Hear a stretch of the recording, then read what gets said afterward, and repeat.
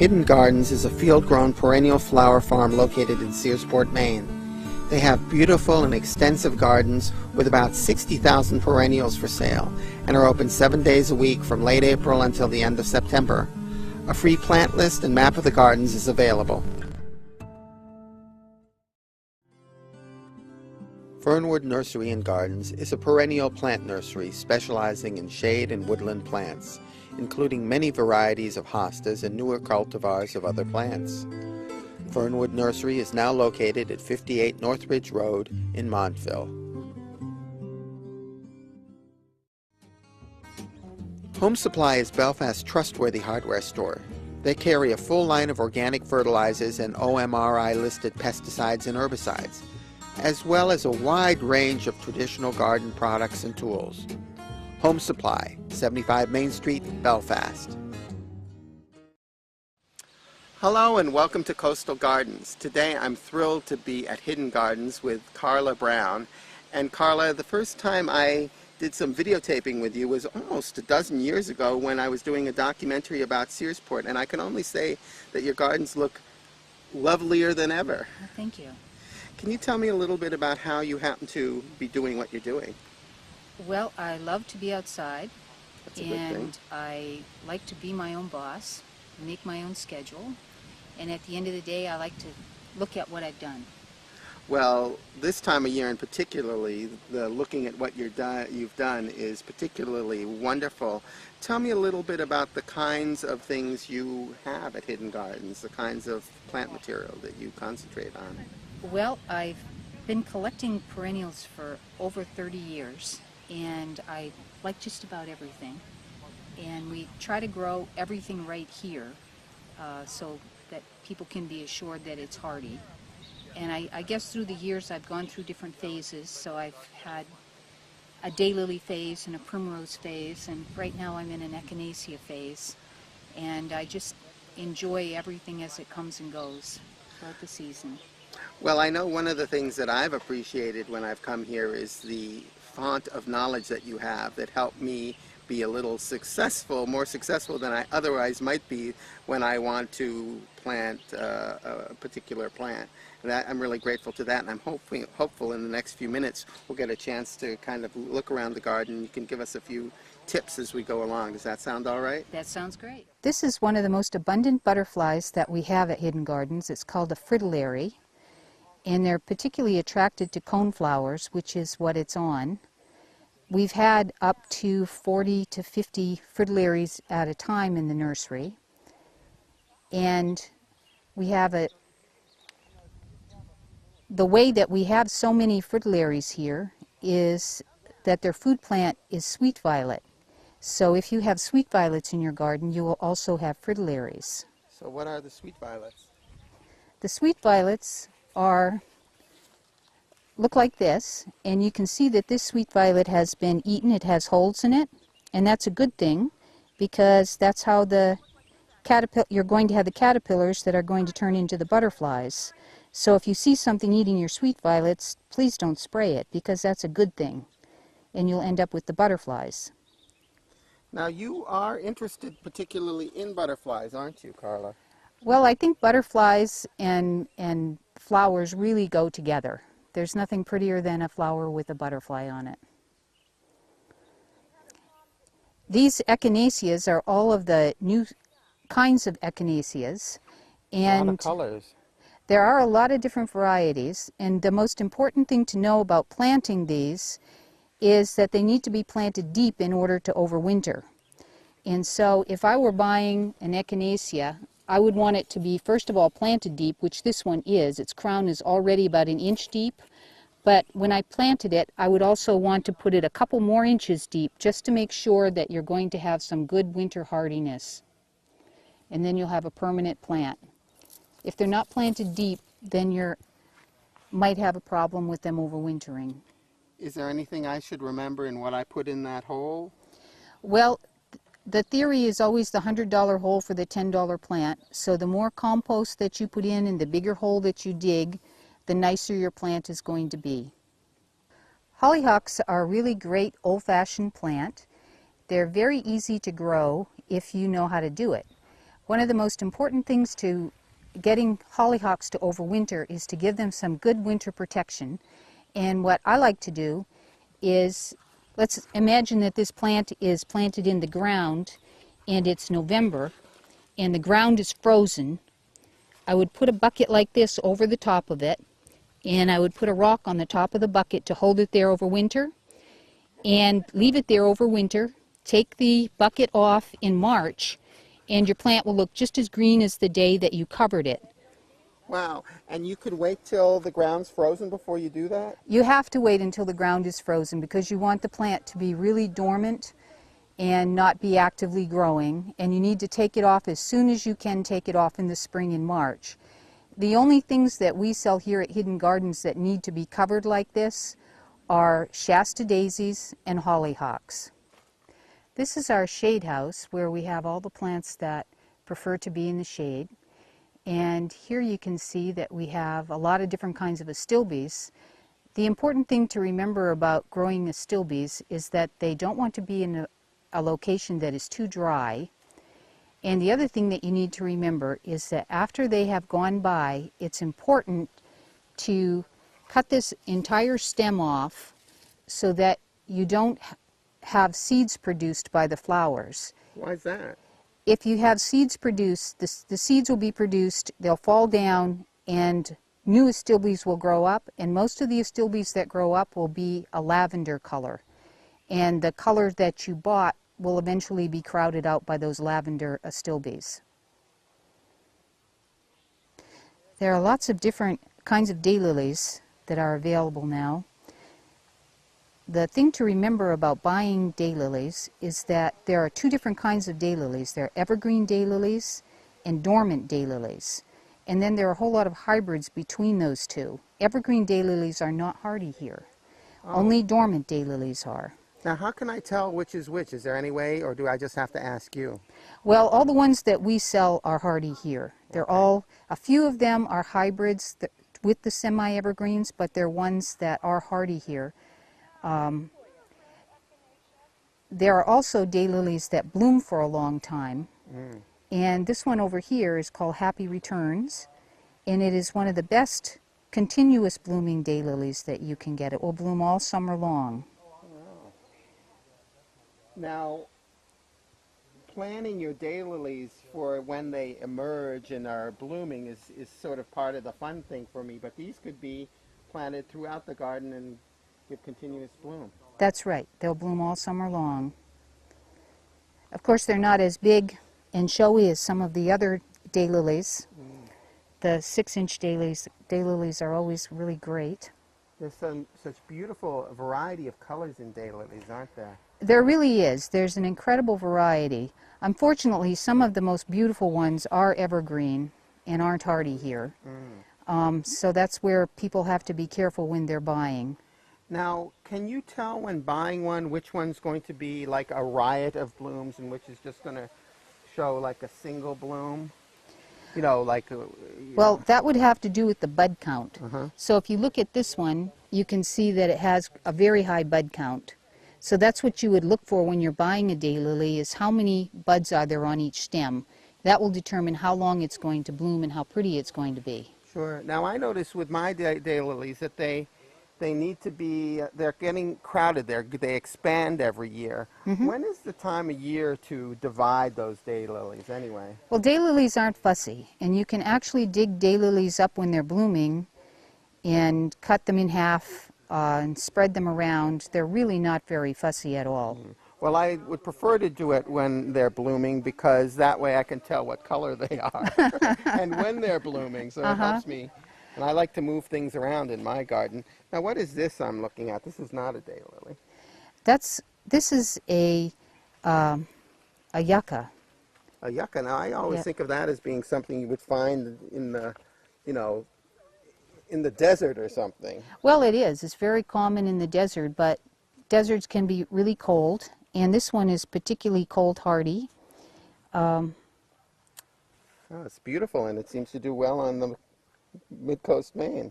Yeah, it likes poor soil and full sun. Oh. These are Simicifugas. There are a number of different kinds. This is the kind that blooms in late July and early August. It's called racemosa. Now, what does this prefer for an environment? Well, it likes to be either in part shade or full sun. Very easy to grow.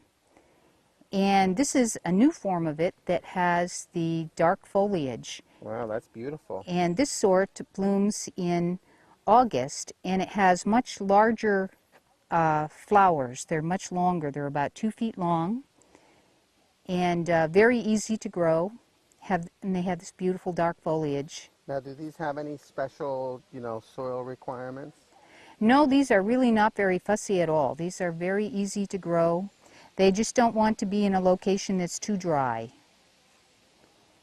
Wow, well, I consider a plant like this particularly great because of the foliage and the blossoms. That's what is so nice about them. They also have a slight fragrance, which I can't smell, but some people can smell it and think that it's wonderful. I can't smell it at all.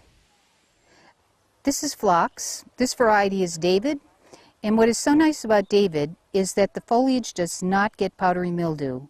It is one of the few whites that you can get that will have nice foliage all season long. It's very long blooming and has really large flower heads. One of the things to remember about phlox is that it's important to deadhead your phlox just like you deadheaded your astilbe, because they can also seed in and have lavender seedlings that will eventually crowd out your original plant. Now, these are fragrant plants, aren't they? These are very fragrant, some more fragrant than others. This David is one of the more fragrant varieties. It's one of the nice things about them. They're nice cut flowers. They're very easy to grow, very winter hardy. You don't really have to do anything to get them to overwinter. And it is very important to buy mildew-resistant varieties. If you don't, then you will just regret it because it'll spoil the look of your plant. There are about 20 different varieties that we have here. All shades of reds and purples, white, bicolors. This one is Starfire, and Starfire has this darker foliage. Now, do they have a long blooming season, some more than others, or is it all like July and They bloom for about 4 to 5 weeks, so it is really quite a long time right through the middle of the summer. If you had to choose a flower or a plant that had a really long blooming season, like say, I want something that'll go most of the summer. Do you have a couple favorites? Well, the daylily Happy Returns that we showed you. Yes. This daylily right here, which is one of the new rebloomers, is called Going Bananas. Oh. And that blooms all summer long. And there's a new geranium. Oh, can we take a look at that? Oh, sure, that's right over here. This is the geranium Roseanne, and it's a new hybrid geranium that blooms all summer long. They do get quite large. They get about 3 feet in diameter, and they get about 2 feet tall, so they do take up quite a lot of space. But they're very, no bigger than that, no bigger than the 3 feet. And then they stop and don't get any larger. And they will bloom the entire summer. There's no geranium that will bloom longer.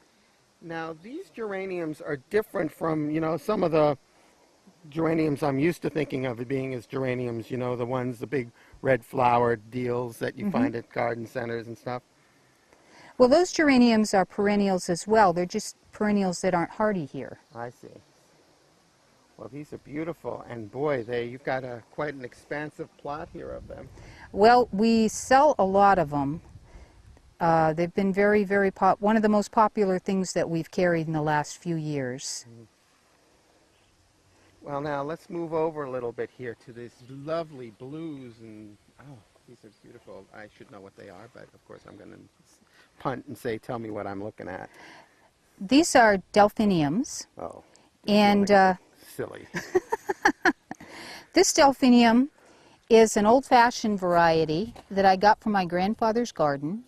It's an old-fashioned single, And you can tell the difference between the single and the new hybrid doubles. This is a double, and you can see that it has extra rows of petals, and it's bigger. And this is the old-fashioned single. It's just one flower on the stem, and there's some space. The nice thing about the old-fashioned one is that they're very, very long-lived. I've had them live up to 19 years. Wow. They grow 6 feet tall, and they don't need to be staked because the flowers aren't really heavy. But these ones here are some of the nicest of the new hybrids that are so incredibly beautiful. You can see the whole range of colors that they come in. These are called New Zealand hybrids, or Dodwell delphiniums. They were hybridized in New Zealand, and they have extra hardiness that the Pacific giant delphiniums don't have. They're much more hardy, they're much sturdier, and the color range is really, really great. Oh, yeah. Speaking of color, that's not a delphinium behind, but it's a pretty interesting complement, those pink and white flowers. What are those? That's a phlox. Oh. That is a really pretty new one that I just have been getting the last few years.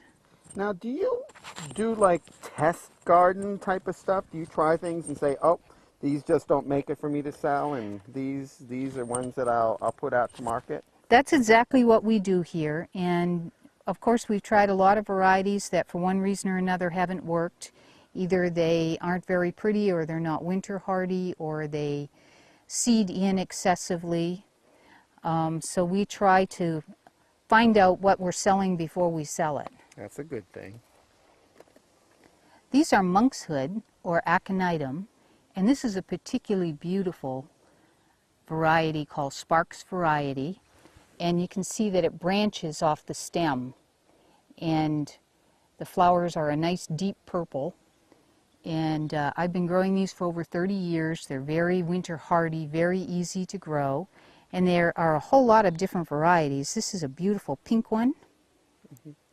Now, how long is their blooming season? When can and they're very tall plants, aren't they? They are.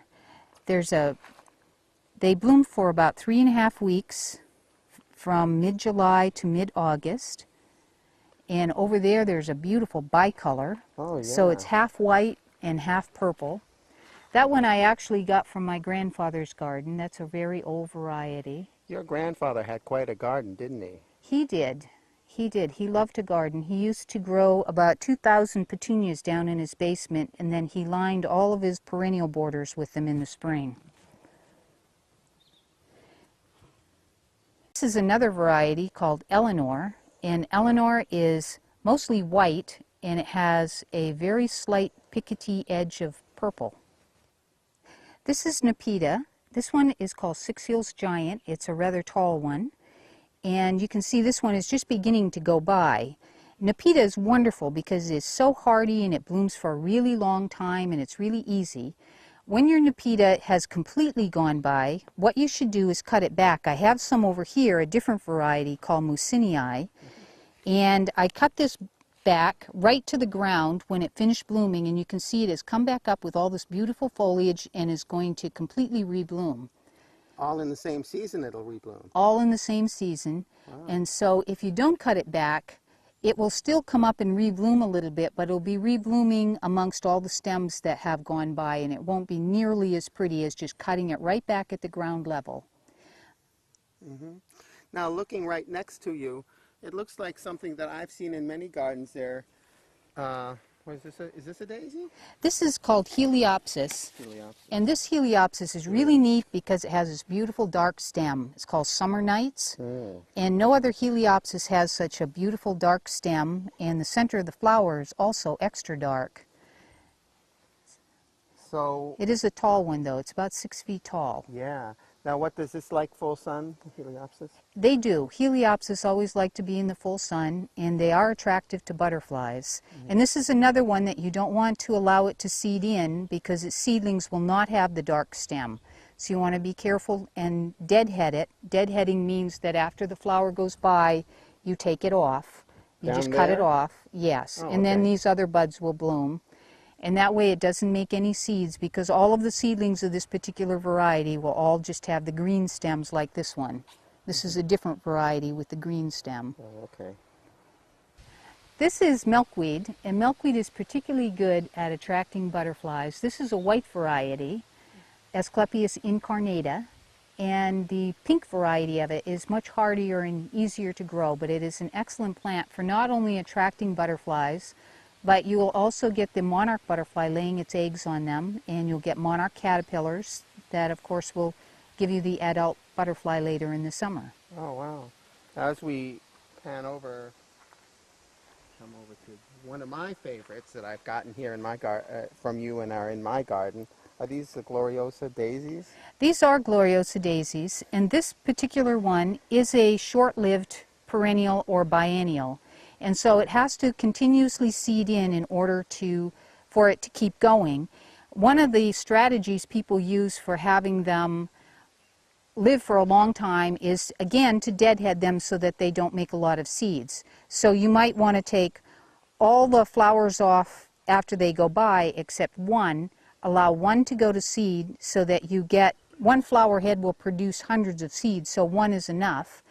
And that way your plant, having not produced very many seeds, will come back the next year and try again. Now when a plant self-seeds, and pardon me, I should know this, but do you need to do anything like rake the soil at the end of the season to ensure that the seeds are sufficiently covered or anything like that? Well, you don't really, because a lot of the plants that self-seed are designed to be surface sown, and they don't want to be covered. So plants like Gloriosa daisies and annual poppies in particular need to just be on the surface of the soil. One of the reasons that people fail with annual poppies is they plant them and they cover them over. And they just need to be laying on top of the soil in order to be successful. They also need to have open ground around them. There's no open ground around these Gloriosas, so it would be difficult for them to seed in. So these would be best managed by just cutting them back before they go to seed. This is called Filipendula, or Queen of the Prairie, and it really is right at its most beautiful right now. Very, very easy to grow. They grow about 6 feet tall. They do spread by sending runners to the sides, so once you plant it, after a few years, the clump will begin to spread about 8 inches in every direction a year, so you will end up with a fairly large clump. So it really needs a lot of space if you plant it. It's very easy to control, though. It's not one of those plants that gets out of control. If you get too much, it's easy to take some out.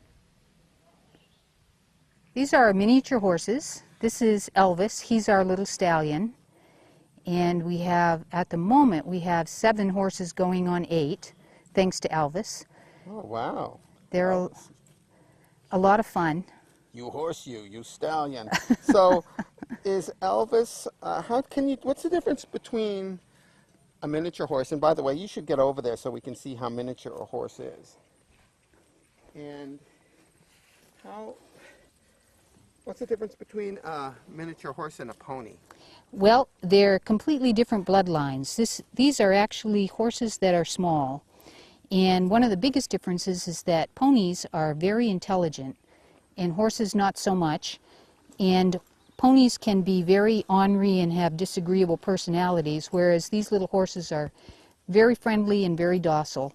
Now, did these horses provide you? Oh, I said pony and he didn't approve. Do these horses provide you with fertilizer? Well, they do. They're out in the pasture a lot, so not a lot of fertilizer, but they definitely do.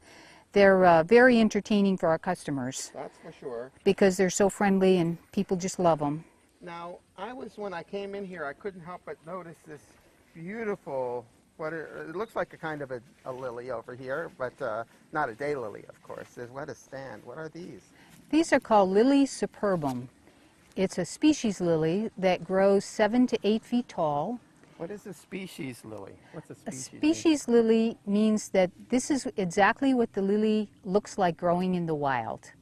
It hasn't been hybridized with any other species, and species lilies are very frequently much more difficult to grow than ordinary lilies because they resent being transplanted, and they take a long time to become established when they are transplanted.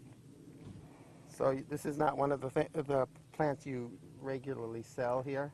We don't sell them because when you dig the bulb up and move it, it can sit for as much as 4 or 5 years before it comes up again, So and take as many as 7 years to start blooming again. See, so you have to have a very patient customer. You do. Someone who's very determined to have this particular lily. But once it becomes established, it spreads. So this is a really nice colony here. This one has been here for probably about 18 years. This is the lictrum, or meadow rue, and this is a particularly beautiful variety. It's very tall. It is. I've been growing this one for a long time, and it should be in full sun. If it's in the shade, it will get a little bit taller and a little bit more floppy. And it doesn't really multiply very quickly. People usually buy a couple of them, but they are very long-lived and very easy and very hardy. Their foliage looks a lot like the foliage of columbine. Oh, yeah. They have really beautiful foliage. Carla, can you tell me a little bit about how one finds one's way here? Because I find my way here quite easily, but I've been coming here for years. Well, you drive to downtown Searsport on Route 1, and you take the Mount Ephraim Road, which is right beside Tozer's grocery store. You drive about 3.8 miles, and you'll see a yellow sign on your right indicating a right-hand turn for Hidden Garden.